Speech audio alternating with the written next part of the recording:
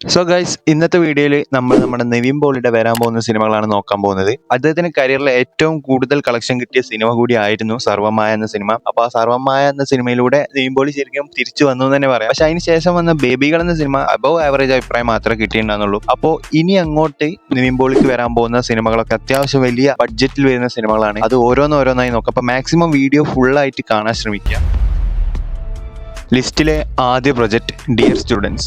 After നമ്മുടെ love action ഡ്രാമയ്ക്ക് ശേഷം നിവിൻ പോളിയും നയൻതാരയും ഒന്നിക്കുന്ന ഒരു ചിത്രം കൂടിയാണ് ഡിയർ സ്റ്റുഡൻസ് എന്ന ചിത്രം. ഒരു കോളേജ് ബേസ്ഡ് സ്റ്റോറിയാണ് വരാൻ പോകുന്നത്. ജോർജ് ഫിലിപ്പ് റോയാണ് ഈ സിനിമ സംവിധാനം ചെയ്യുന്നത്.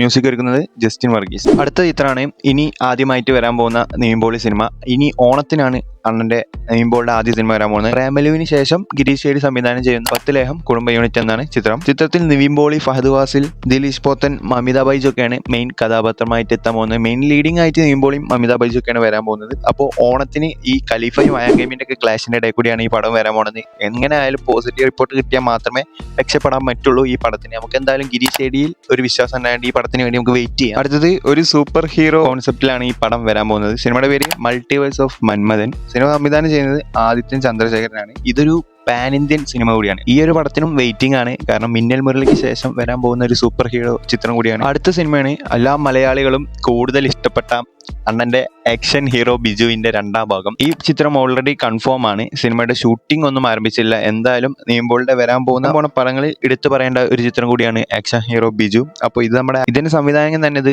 കൺഫേം ചെയ്തിട്ടുണ്ട്. ഹീറോ ബിജുവിന്റെ സ്ക്രിപ്റ്റ് ഒക്കെ കംപ്ലീറ്റ് ആയിട്ടുണ്ട് എന്നുള്ള കാര്യം. ഇപ്പോൾ പോലീസ് വേഷത്തിൽ അണ്ണൻ കത്തിച്ച പടമായിരുന്നു. അപ്പോൾ അതിന്റെ 2ാം ഭാഗത്തിന് വേണ്ടി വെയിറ്റ് ചെയ്യാം. അടുത്ത ചിത്രം LCU അഥവാ ലോകേഷിന്റെ LCU യൂണിവേഴ്സിൽ നിന്നും പുതിയതായി വരാൻ പോകുന്ന സിനിമയായിട്ടുള്ള ബെൻസ് ആണ്. രാഘവ ലോറൻസിന്റെ ഒപ്പം വില്ലൻ വേഷത്തിലാണ് നമ്മുടെ നിവിൻ പോളി എത്താൻ പോകുന്നത് എന്നാണ് നിലവിൽ കിട്ടിയ അപ്ഡേറ്റ്. അപ്പൊ നിങ്ങൾ അതിന്റെ ഒക്കെ ടീസർ കണ്ടിട്ടുണ്ടായിരുന്നു. ഒരുപാടധികം ആൾക്കാർ നെഗറ്റീവ് ഒക്കെ ടീസർ കണ്ട് അടിച്ചിട്ടുണ്ട്. എന്തായാലും ലോകേഷിലുള്ളൊരു വിശ്വാസമുണ്ട്. നമുക്ക് അതിന് വേണ്ടിയിട്ട് വെയിറ്റ് ചെയ്യാം. കൂലി കിട്ടിയ നെഗറ്റീവ് ഒരു പരിധി വരെ ഈ LCU ബെൻസ് എന്ന പടത്തിലൂടെ വീട്ടാൻ പറ്റുമെന്ന് നമുക്ക് പ്രതീക്ഷിക്കാം. നമ്മുടെ ലോകേഷ് തന്നെയാണ് ഇതിന്റെ സ്ക്രിപ്റ്റും ഒരുക്കുന്നത്. കൊല്ലാണ് റിലീസ് ആകാൻ പോകുന്നത്. ഓക്കെ, അപ്പോൾ 10 ലേഹം കുടുംബ യൂണിറ്റ് എന്ന സിനിമയ്ക്ക് ശേഷം വരാൻ പോകുന്ന സിനിമയായിരിക്കും ബെൻസ് എന്ന സിനിമ. അടുത്ത സിനിമയാണ് റീസെന്റ്ലി അനൗൺസ് ചെയ്ത നിവിൻ പോളിയുടെ 50ാമത്തെ ചിത്രമായിട്ടുള്ള വിജയം.